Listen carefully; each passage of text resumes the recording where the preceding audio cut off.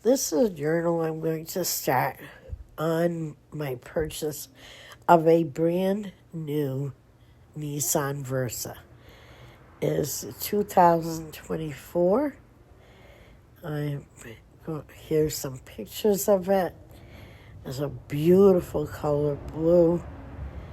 It was, by the time we paid tax and title and everything that goes with it, it was about $21,000. Now I have a few little additions to my car that some don't have. I do have the push start and ignition, and it comes with unbelievable things. It's such a step up from my 2018 Ford Focus. It's like night and day. It has a backup camera, which is 7 inches. The Focus had a 3-inch, which is an absolutely huge difference. This has warnings if you get too close from the front to the side and to the back. It does have what they used to call them like a smoker's window, where you could open it up like in the 60s and flick out a cigarette and things. It's not a movable window, but it is a side view mirror window. It's a little bit different, and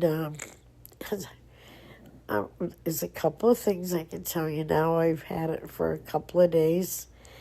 It's very quick to respond. It's got a different kind of gas pedal. The gas pedal feels much different.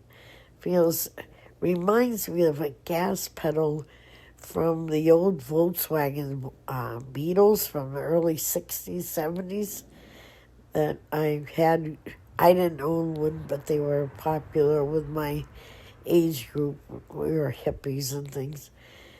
But it keeps on telling me that I'm accelerating too hard, I'm braking too hard. I have not adjusted to that.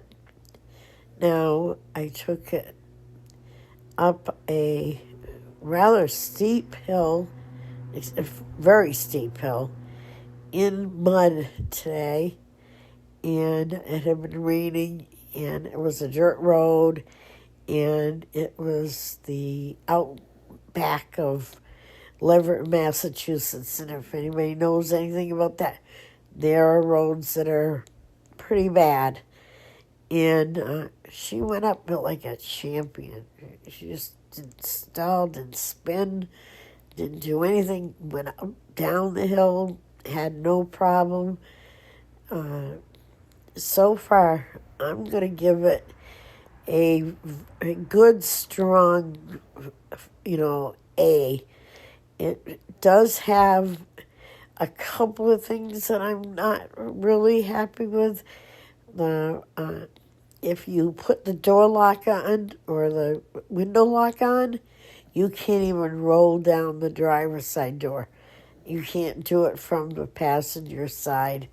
I mean, not the passenger, from the driver's side, which is something that I think that the driver should always have control of every aspect of the vehicle, especially if something happens and you need to move. Other than that, so far, I'm still learning to negotiate the many, many things that it does via the internet. It has the Apple Play. It has the voice through the telephone, through your radio. It has a hands-free music. It has the new plug for the newer Apple phones. It only has one regular base plug-in for a cell phone, unless you use a cigarette charger. I find that's a little short of what should be needed in a car nowadays, because 3 of us rode down to Springfield, which is like 35 miles away, and we only had one plug until we plugged in the cigarette lighter. Comfort-wise, it's very comfortable. The seat has a lot of positions. The passengers and the people in the back seat say it's comfortable. It's a good ride. And I will get back to you. I'm going to do an update on this so that you know what's going on each and every day. Thank you. Or week.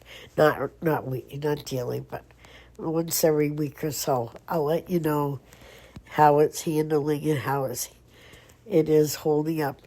Like I said, it was a little bit over 20,000 by the time we paid for all the laws and the registration and everything. But it's still way lower than any car I looked at, and it has the automatic, the power steering, the power lock, the Apple Play. It's got the backup warnings. It's got the backup camera. It's got the the built-in alarm, the push button start. It gets, and mileage-wise, I'm getting 43 miles to a gallon. 43 miles to a gallon. I can't ask better. Thank you.